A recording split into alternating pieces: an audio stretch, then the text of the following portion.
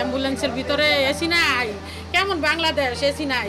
এই ঢাকা মেডিকেল নিতে নিতে আমার বাবা চিল্লাইছে আর কইছে, আম্মু কতক্ষণ লাগবো ভাইয়া, কতক্ষণ লাগবো, আর ভাইয়া এত দূরে হাসপাতাল কেন, ভাইয়া এত দূরে হাসপাতাল হইলে তো মানুষ মারা যাইব নিতে নিতে, এত দূরে কেন হাসপাতাল, কাছে কাছে বানাইতে পারলো না, এত দূরে কেন, আমার বিদেশে নিয়ে যাও।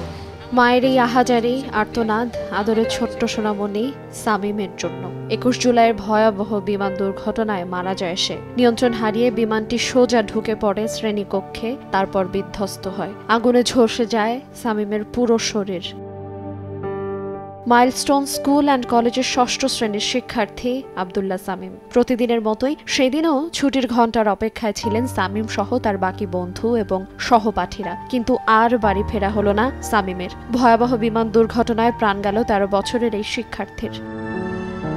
তৎক্ষণাৎ শিক্ষকরা তাকে উদ্ধার করে মায়ের ফোন নম্বর সংগ্রহ করে খবর দিলে দ্রুত ছেলের কাছে চলে যান তার মা জুলেখা বেগম। শ্বাস নিতে কষ্ট হলেও সামিম হাসপাতালে নেয়ার আকুতি জানায়, এমনকি বিদেশে চিকিৎসার কথাও বলেন মাকে। আমার বাবা বাঁচতে চাইছে, আমার বাবা কয় আম্মু, আমার বাবা বলছে কি আম্মু গো রাত্রে তুমি থাকবা না আমার কাছে, হাসপাতালে আমি থাকবো না। আমি বলছি কি হ্যাঁ বাবা থাকবো, আমি থাকবো, যে কোনো কিছুর বিনিময়ে আমি তোমার কাছে থাকবো।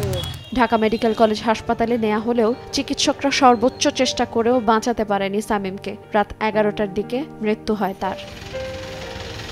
সামিমের গ্রামের বাড়ি শরীয়তপুরের ভেদরগঞ্জ মাঝিকান্দি গ্রামে। প্রবাসী বাবা আবুল কালাম মাঝি 7 মাস আগেই মারা যান সৌদি আরবে। 2 ভাই 1 বোনের মধ্যে সামিম ছিলেন সবার ছোট। মঙ্গলবার ভোর 6টায় গ্রামের বাড়ি নেওয়া হয় সামিমের মরদেহ। পরে সকাল 9টায় জানাজা শেষে বাবার কবরের পাশেই দাফন করা হয় তাকে। এক অপূরণীয় ক্ষতি ও শোকের ছায়া নেমে এসেছে পরিবার ও এলাকায়। খুব ট্যালেন্ট এবং সবাই তাকে খুব আদর করত, কিন্তু দুঃখের বিষয় হচ্ছে গত ডিসেম্বর মাসে আমার ভগ্নিপতি মারা যায় সৌদি আরবে। দীর্ঘ প্রসেসিংয়ের পরে আমরা 2 মাস পর সেই লাশ পাই।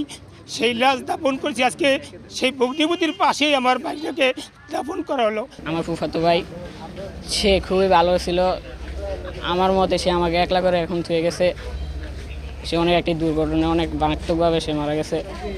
তার জন্য আমরা সবাই শোকাহত, তার জন্য সবাই দোয়া করবেন। বাবাহারা 2 ভাই ও 1 বোনকে নিয়ে রাজধানীর উত্তরা দিয়াবাড়ি খালপাড় এলাকায় থাকতেন মা জুলেখা বেগম। সময় সংবাদ, শরীয়তপুর।